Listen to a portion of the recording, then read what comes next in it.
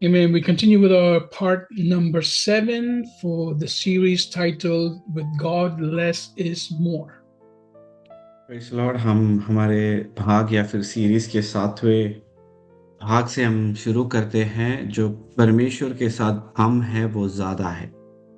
We have seen how God on purpose always does things in such a way that he wants to make sure that only he gets the glory for everything that happens in our lives. और हम देखें जैसे परमेश्वर हमारे जीवन में जो कुछ भी करता है, पूरी महिमा हम परमेश्वर को दे सके, उस हिसाब से परमेश्वर कार्य करता है। So if you consider yourself right now small compared to other people or not as valuable, you are in the perfect position where God can start to use you. यदि आप अपने आप को बहुत दीन या फिर छोटा समझते हो, तो ये सही समय है जहाँ परमेश्वर आपको उपयोग में ला सकता है उनके हित के लिए।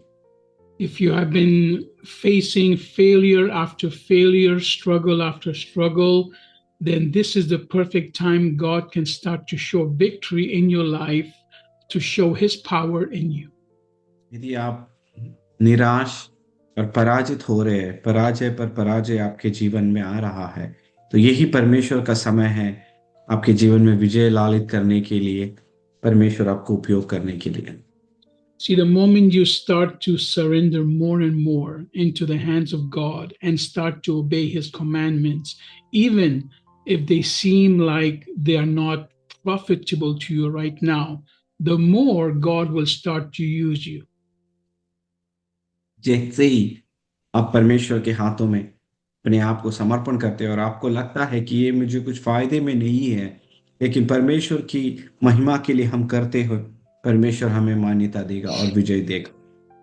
See, you might think that you need to work more hours, skip more Sundays, and get more work done to make more money. But if God says do the opposite, at first you will think it doesn't make sense, but this is where God will start to show himself in your life. हमें ऐसा लगता होगा कि रविवार के दिन हमें अधिक काम करना है और पैसे कमाना है और मेहनत करना है, लेकिन नहीं, परमेश्वर कहता है कि जो कुछ भी है मेरे हाथों में समर्पण कीजिए और अपने आप को तैयार कीजिए, मैं उसमें तुम्हें विजय करूंगा, आगे बढ़ाऊंगा और चलाऊंगा। Because when we are walking with God, less is always more. क्योंकि जब हम परमेश्वर के साथ चलते हैं तो कम हमेशा ज्यादा है। In other words, less of the world is always more with God. परमेश्वर के साथ जो कम हमें लगे वो दुनिया में हमें अधिक ही लगेगा। Yesterday, I was having a prayer meeting online, and there were many talks about getting together and doing things and meeting in different places. कल हम एक मीटिंग में सेब खाई में जुड़े, जहाँ कह रहे थे कि हम अधिक मिलेंगे, जुड़ेंगे और अलग-अलग जगहों पर मिलेंगे ताकि सेवकाई हम कर सकें। And one thing that I made clear to everyone is yes, we can meet up anywhere, anytime, but we never do anything that is not purpose for the kingdom of God. हम कभी भी किधर भी मिल सकते हैं, लेकिन हम कुछ भी ऐसा नहीं करेंगे जो परमेश्वर के राज्य के हित में नहीं है। In other words, we don't go anywhere simply to just meet and pass the time. हम कहीं भी किसी से भी मिलने के लिए नहीं जाए कि सिर्फ समय बिता सके हम। Because the time is short and Christ is returning. आमीन। क्योंकि समय बहुत कम है और मसीह जल्दी ही आने वाला है। Even when we take a time to do nothing but simply rest, this time is also a time for preparation for the next day for the battle that we have to face. यदि हम समय लेकर अपने आप को आराम देते हैं, ये भी दूसरे दिन की तैयारी के लिए है जो युद्ध का हम सामना करने वाले हैं।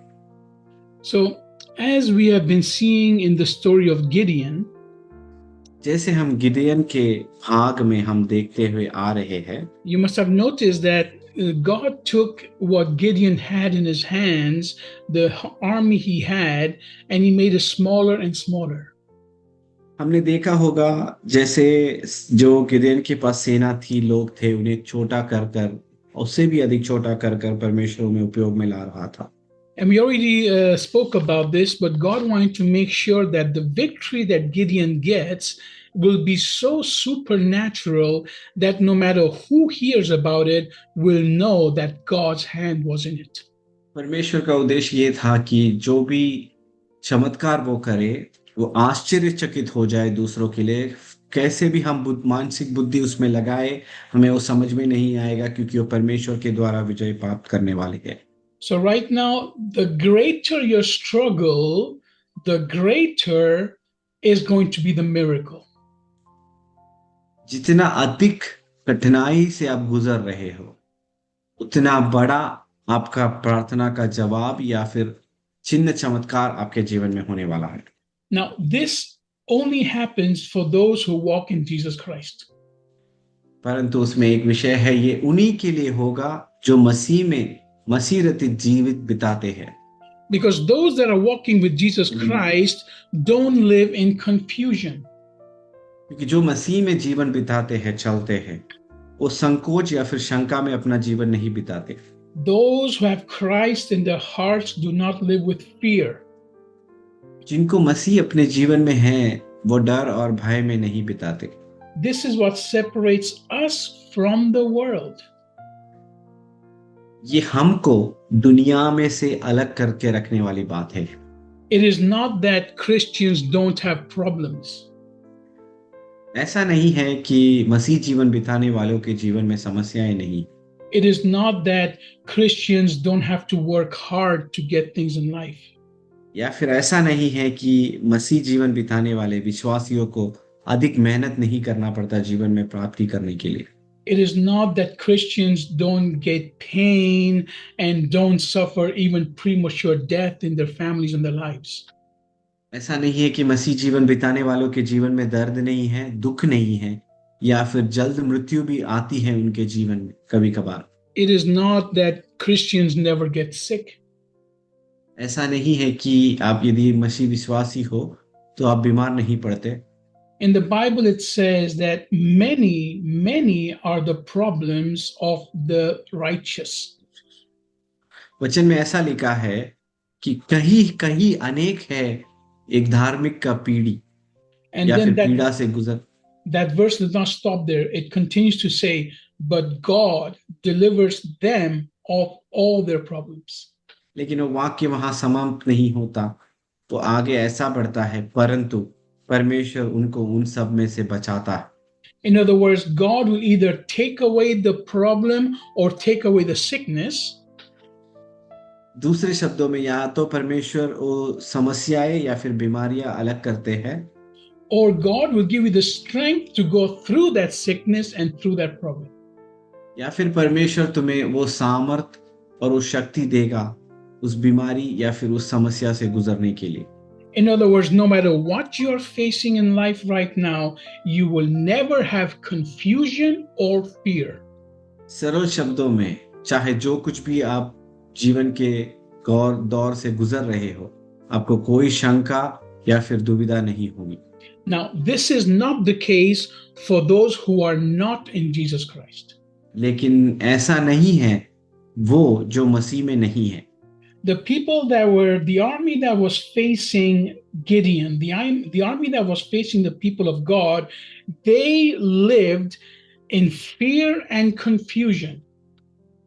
लेकिन वो सेना जो गिडियन के साथ जा रही थी, उनको डर और भय था। God made sure that the army that was facing the people of God had fear in their hearts and confusion in their minds.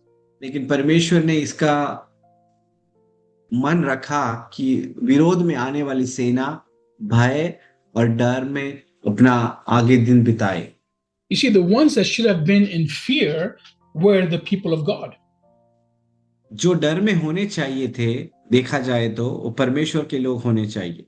Because it was 300 people of God facing 135,000 of the enemy. क्योंकि 300 लोग 1,35,000 सेना का सामना करने वाले थे। So they were the ones who were supposed to be with fear. और 300 लोग डर में रहने चाहिए। But God, as we saw last week, showed Gideon that he had already infected the hearts of the enemy with fear and confusion in their dreams. लेकिन गए सप्ताह जैसे हमने देखा, परमेश्वर ने विरोधी सेना या फिर विरोधी के मन में भय डाल चुके थे और वो भय में थे।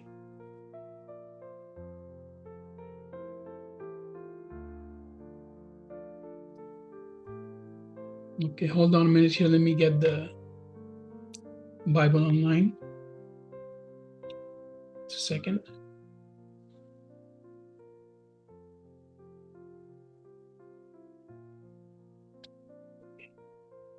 Let's go to Judges chapter 7. न्यायों का पुस्तक 7वां अध्याय।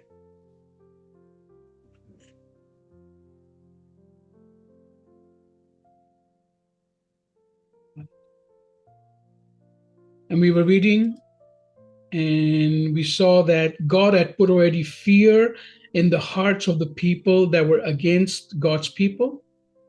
और हमने देखा परमेश्वर ने विरोधी सेना के मन में, परमेश्वर के लोगों के विरोध में आने वालों के मन में भय डाल चुका था।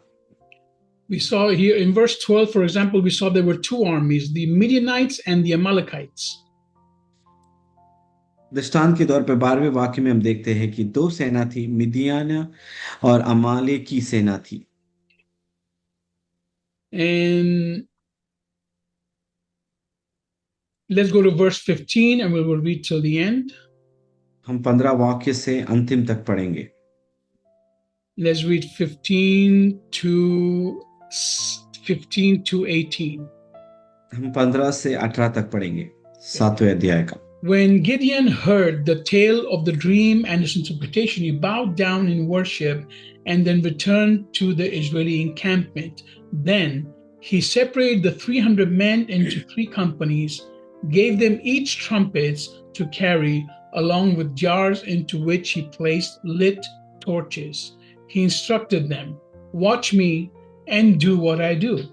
When we come to the outer perimeter of the encampment, do what I do. When I sound my trumpet, accompanied by everyone who is with me, you must blow your trumpets all around the entire encampment. Then shout out for the Lord and for Gideon." उस स्वप्न का वर्णन और फल सुनकर गिदयोन ने दंडवत किया और इस्राएल की छावनी में लौट कर कहा, उठो, यहोवा ने मिद्यानी सेना को तुम्हारे वश में कर दिया है। तब उसने उन 300 पुरुषों को 3 झुंड किए और एक एक पुरुष के हाथ में एक नरसिंगी और खाली घड़ा दिया और घड़े के भीतर एक मशाल थी।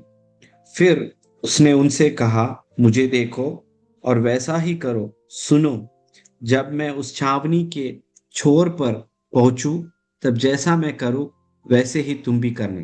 अर्थात जब मैं और मेरे सब संगी नरसिंगी फूके, तब तुम भी छावनी के चारों ओर नरसिंगी फूकना और ललकारना यहोवा की ओर गिदयोन का तलवार। Amen. Amen. So here we see that God gives a strategy to Gideon to defeat the enemy. यहाँ हम देखते हैं कि कैसे योजना या फिर एक अच्छा परमेश्वर के द्वारा षड्यंत्र परमेश्वर देता है। And in verse 17, Gideon 2 times he says, "Watch me and do what I do." और 17वां वाक्य में 2 बार वो कहते हैं, मुझे देखो और वैसे ही करना जो मैं करूं। Now, when you are part of an army, God will choose someone in that army to be an example for you to follow. जब आप एक सेना के भागी हो, उसमें से एक व्यक्ति को आप एक दृष्टांत के तौर पर परमेश्वर खड़ा करेगा, ताकि उसे आप देखें और उसको आप वैसे ही जैसे वो करे आप भी करें।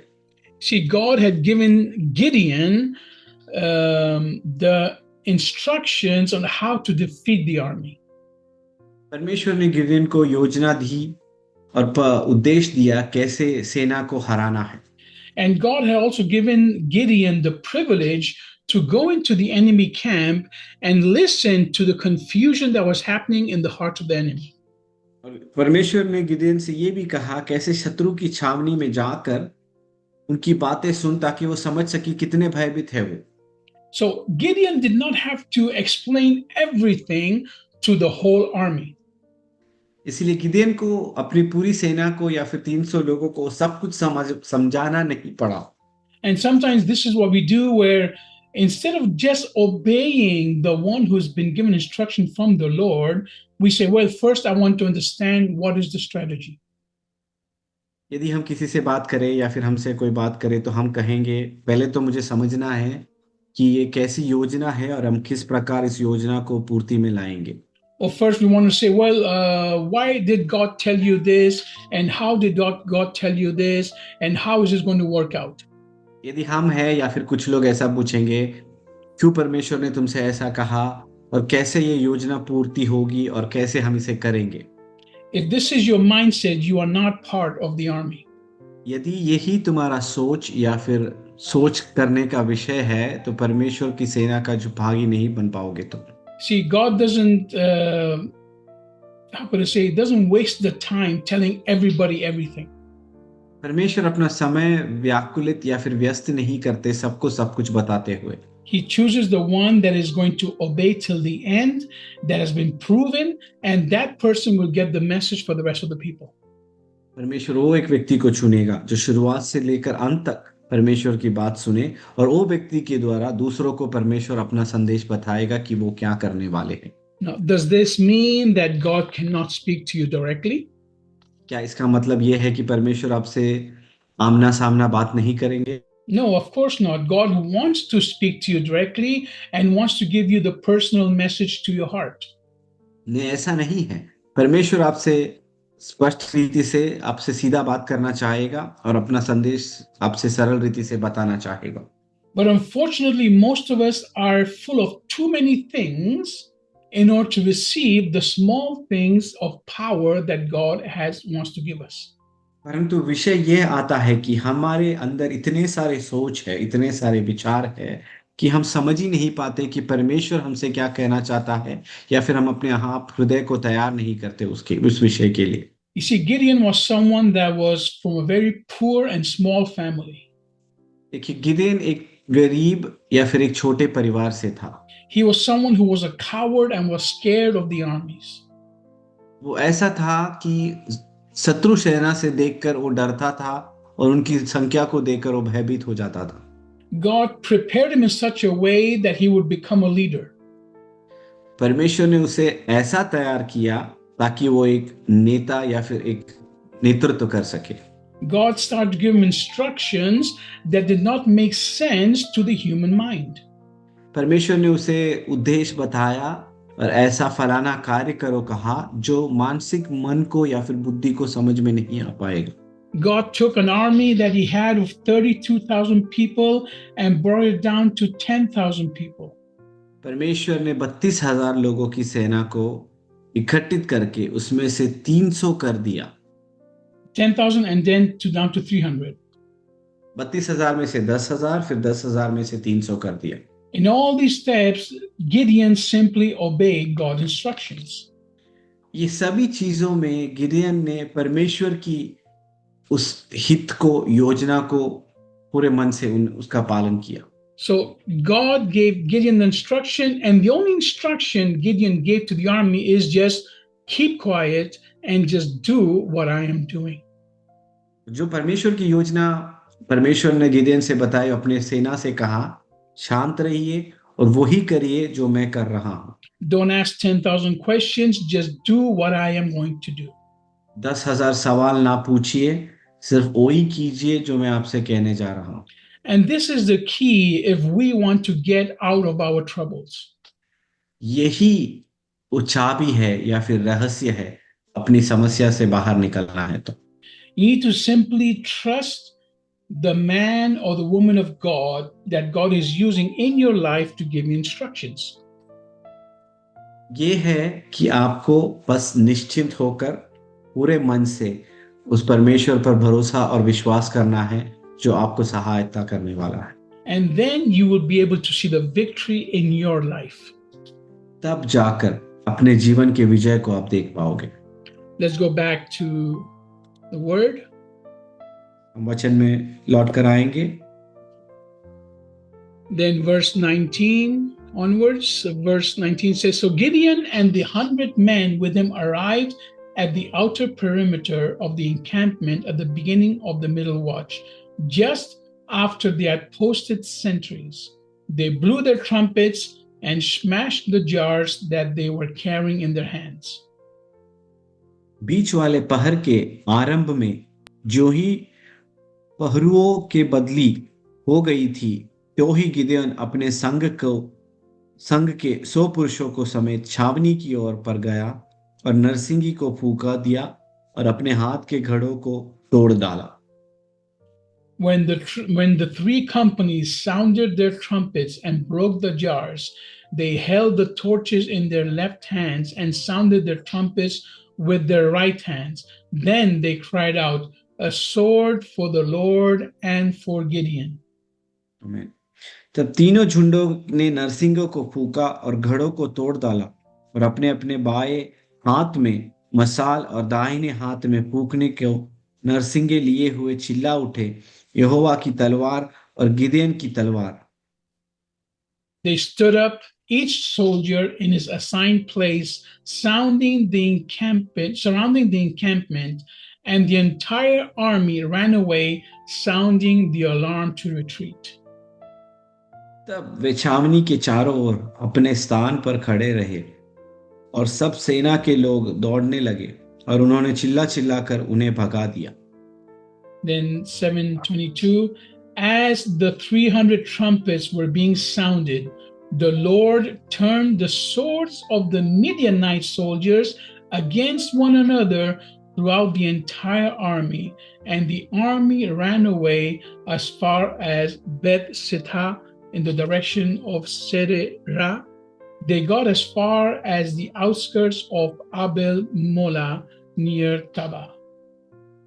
7वें अध्याय का 22वां वाक्य, और उन्होंने 300 नरसिंगों को फूंका और यहोवा ने एक एक पुरुष की तलवार उसके संगी पर और सब सेना पर चलवाई, तो सेना के लोग सरेरा की ओर बेतशिता तक और तब्बात के पास के आबेल महोला तक भाग गए। Can you imagine this scenario? अब इस घटना को जरा सोच के देखिए या फिर उसको मन में समझिए उसे। There is a camp with 135,000 soldiers. 1,35,000 की छावनी की सेना, And they are all sleeping. और वो सब सोए हुए हैं।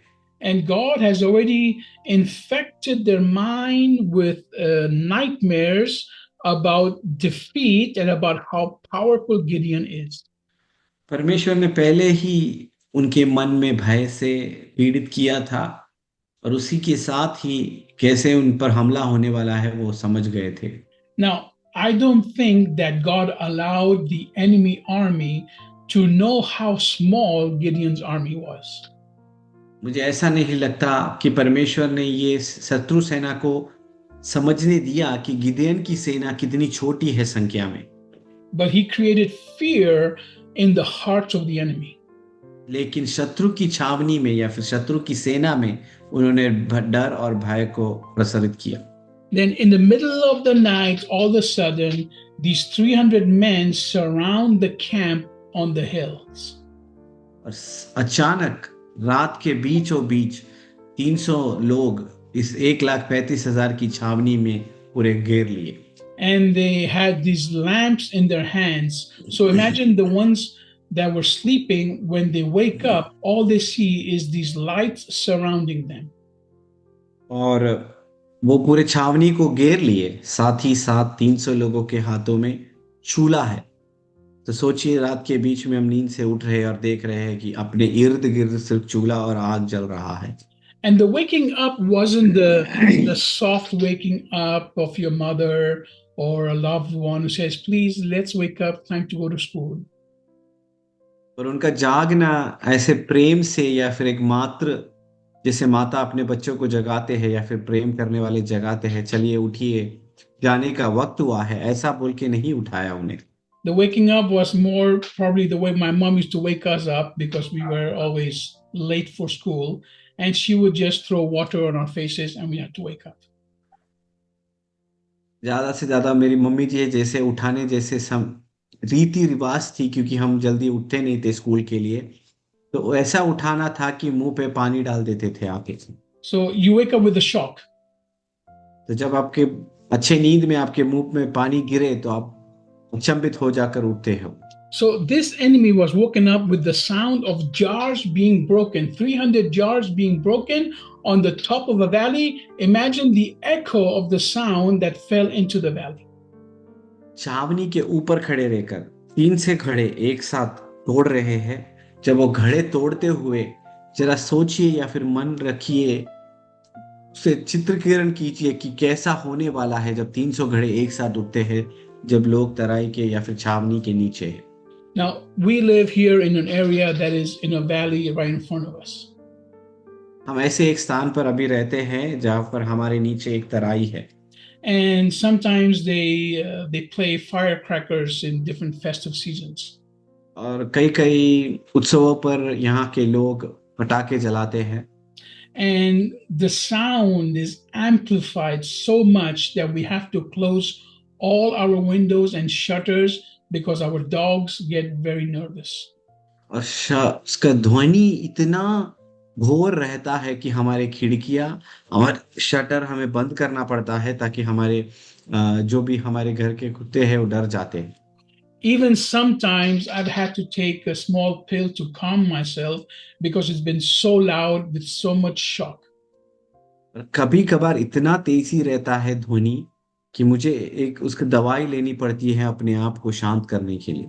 So imagine what this army went through in the middle of the night while they were sleeping, already with these dreams in their mind, and this sound crashes of these jars breaking all of a sudden, waking them up, and then they look up and all they see is lights around them, surrounding them as an army.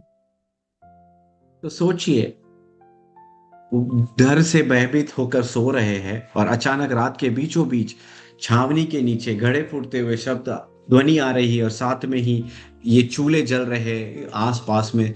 तो उसको चित्रीकरण कीजिए कैसा उनका मन का भावना होगा समय। And then the people starts to scream, and they say the words that were told here. Let me go back to those words, and they start screaming. और लोग उसी के साथ a sword for the Lord and for Gideon. और ये सब करने के, घड़े फोड़ने के साथ, चूल्हा जलाने के साथ वो चिल्लाने भी लगते हैं, यहोवा की और गिदेन की तलवार। So they wake up with this loud noise. और ये इतनी बड़ी गंभीर ध्वनि में वो जागते हैं। They see the lights surrounding them. और वो देखते हैं कि आग या फिर चूल्हा या फिर भट्टी जल रही है उनके इर्द गिर्द। And they hear a voice of people shouting, confirming the nightmare they were just dreaming. और रात को वो सो रहे हैं और अचानक वो नींद से उठते हैं वही सपने देखते हुए जो उन्होंने स्वप्न देखा कि ऐसा होने वाला है। So there was great confusion and great fear. और तो अधिक भय और एक अधिक संकोच था वहां पर। And then the final thing that God does for them is in verse 22, where it says, the Lord turned the swords of the Midianite soldiers against each other. और 22वें वाक्य में लिखा है कि परमेश्वर मिद्यानी का तलवार एक दूसरे के विरोध में सेना उपयोग में लाती है। So the 300 people army of Gideon did not have to raise their swords once. 300 लोग एक बार भी 1,35,000 के विरोध में अपने तलवार उठाने नहीं पड़े। God made sure that the enemy themselves lifted their own swords in fear and confusion against each other. परमेश्वर ने इसका मन और ध्यान रखा कि शत्रु की सेना ही उनके तलवार से, खुद के तलवार से मृत्यु पा जाएंगे। This is the power of God when we submit to His will. यही परमेश्वर का सामर्थ और शक्ति है जब उनके हित के लिए अपने आप को हम समर्पण करते हैं। No matter what the enemy is planning against you, they will not succeed if you simply surrender yourself more and more to God. चाहे शत्रु की सेना जो कुछ भी करे, लेकिन जब आप अपने आप को आप समर्पण करें, आप अधिक विजय प्राप्त करते जाएंगे।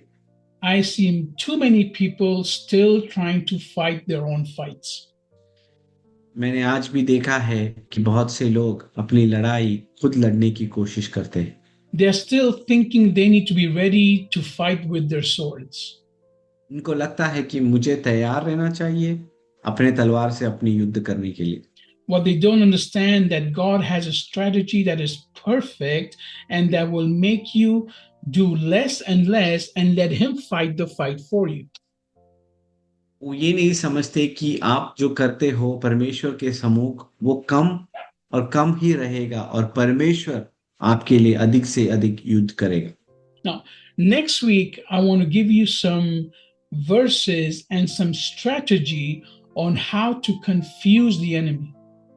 मैं अगले सप्ताह आपको कुछ वाक्य और ऐसे कुछ परिस्थितियां दूंगा कैसे शत्रु सेना को या फिर हमारे विरोधियों को हम संकोच शंका में डाल सके।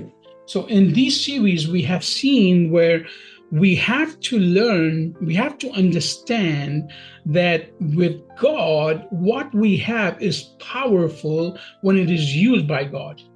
ये सीरीज में इस भाग में हम समझे कि हम जो भी है हमारे हाथों में परमेश्वर के हाथों में सौंप देंगे तो परमेश्वर उसे शक्तिशाली और सामर्थ्य बनाकर उसे उपयोग में लाएगा। You see, you don't need a 5 or 6 bedroom house to make the house a place of worship. आपको 5 या 6 बेडरूम का घराना नहीं चाहिए जहां आपको उस घराना आराधना के योग्य परमेश्वर की महिमा के योग्य बनना। If you have a 1 or 2 bedroom house, it is enough for people to come and stay and change their lives. 1 या 2 बेडरूम का घराना हो तो वो काफी है, लोग आकर रहकर उनके जीवन में बदलाव ला सके। You don't have to have the latest car in the market in order to go to church and serve people. आपको इस समूह की आधुनिक गाड़ियां उसकी जरूरत नहीं है कि कलीसिया में जाकर परमेश्वर की सेवकाई करे। You don't have to have the most expensive things in the world in order to do God's work. आपको इस दुनिया के बहुत ही कीमती चीजों की जरूरत नहीं है परमेश्वर की वचन या फिर उनका सेवकाई करने के लिए। Gideon did not have a great army. Gideon के पास एक बड़ी सेना नहीं थी। Gideon did not have even a trained army. बड़ी नहीं, उसके पास एकदम परिशीलित सेना भी नहीं थी। He did not even have a strategy on how to fight. या फिर उसके पास एक अच्छी योजना या फिर षड्यंत्र नहीं था कि वो कैसे युद्ध लड़ेगा। All he had was God's promise and God's word. उसके पास सिर्फ एक ही चीज था, परमेश्वर की वाणी और परमेश्वर की कृपा। He had God's strategy. परमेश्वर की योजना थी उसके पास। And a great army was defeated using only candles, jars, and their voices. और एक बड़ी सेना को उसने ऐसे हराया, मोमबत्तियां या फिर दिए, घड़ा और एक नरसिंगी और अपनी मुंह की वाणी से। Right now, these 3 things are coming to mind: God's word, परमेश्वर की वाणी, the jar of the Holy Spirit, परमेश्वर के पवित्र आत्मा का घड़ा and the light of the world. और इस वचन का दिया। They had the Trinity with them. उनके पास तृत्वत्व था। These three things were what gave victory to something that seemed impossible. और ये तीनों चीज एक असंभव चीजों को उन्हें विजय में बदल डाला। So we need to have these simple things in our lives, which is God's word, God's promises, the Holy Spirit, all these things we have, and they will be powerful enough to defeat the enemy. हमारे पास ये 3 चीजों की सिर्फ जरूरत है ताकि कितनी सी भी बड़ी सेना हो या फिर विरोधी हो, हम उसे हरा सकते हैं। We need the Father, we need the Holy Ghost, and we need Jesus Christ. हमारे पास पिता, पुत्र और पवित्र आत्मा की जरूरत है। Once we have this and we understand what they are in our lives, then we will have strategy every single time to defeat anything we are facing. हमारे पास एक एक बार ये तीनों है तो हमारे पास वो योजना है, जो कुछ भी हमारा सामना आए, विरोध में आए, हम उसका सामना कर पाएंगे। In this ministry, this is what we teach. इस सेवकाई में यही हम सिखाते हैं। We don't teach you how to get rich. हम आपको कैसे अमीर होना है इसके बारे में नहीं सिखाते, We don't teach you how to become famous. या फिर आप जाने माने कैसे बन सकते हैं उसके बारे में नहीं सिखाते। We teach you how to surrender to God and to achieve every single victory in your life through Him. हम आपको ये सिखाते हैं कैसे अपने आप को समर्पण करें और हर विजय परमेश्वर के द्वारा प्राप्त कर पाएंगे आप। Because the only strategy that will work in your life is the strategy from above. क्योंकि एक ही योजना आपके जीवन में कार्य करेगी, वो है स्वर्ग से आई हुई योजना। Are you tired of fighting and struggling every day? क्या आप थके हुए हो, हताश हो हर दिन लड़ाई करते हुए? It's time to give up. तो समय है अपने आप को समर्पण करने के लिए। Give up fighting. अपने आप को दे दीजिए उस युद्ध का विरोध करने के लिए। Surrender to Jesus Christ यीशु मसीह की ओर समर्पण कीजिए and ask Him, what is the next step I need to take? और पूछिए कि क्या है अगला पड़ाव जो मुझे लेना चाहिए। I guarantee you the first step God will give you is get back to my word. मैं आपको वायदे के साथ कह सकता हूँ, पहले चीज जो परमेश्वर आपसे कहेगा, मेरे वाणी या फिर वचन की ओर लौट कर आओ। Stop fighting that army. उस सेना का युद्ध या फिर विरोध करना बंद करो। Stop sharpening your sword. अपने तलवार को धारी बनाना कम कीजिए Stop practicing how to fight. और ये इसका परिशीलित करना बंद कीजिए कि कैसे युद्ध लड़ाई कर सके। And start getting into my word more and more every day. और मेरे वचन में अधिक से अधिक समय बिताना शुरू कीजिए। God is saying, I will give you the strategy. परमेश्वर कहता है कि मैं तुम्हें योजना दूंगा। I will bring confusion to the enemy's camp. मैं शत्रु की छावनी में शंका संकोच मैं डालूंगा। And the victory will be such that everyone will know it is my hand in your life that has done it. और विजय इतना घोषित होगा कि सभी जान सके कि मेरा हाथ, परमेश्वर का हाथ वहां है। But this will only happen when you understand that with God, less means more.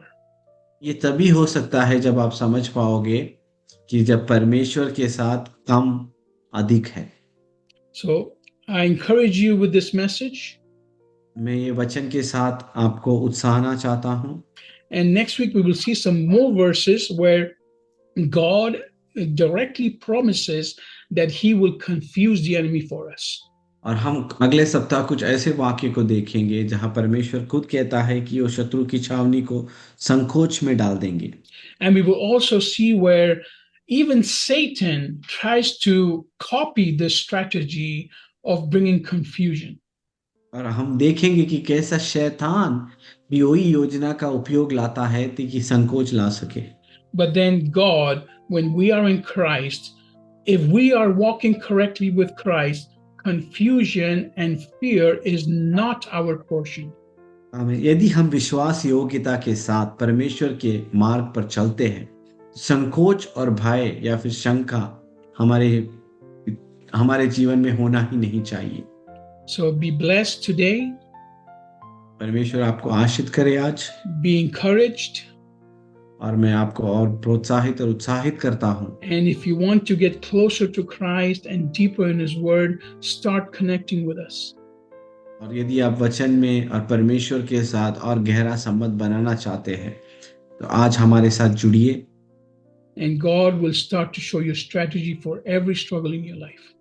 और परमेश्वर आपको बताएगा कि आपके जीवन के हर समस्याओं का योजना और हल है। God bless you. परमेश्वर आपको आशीष करे।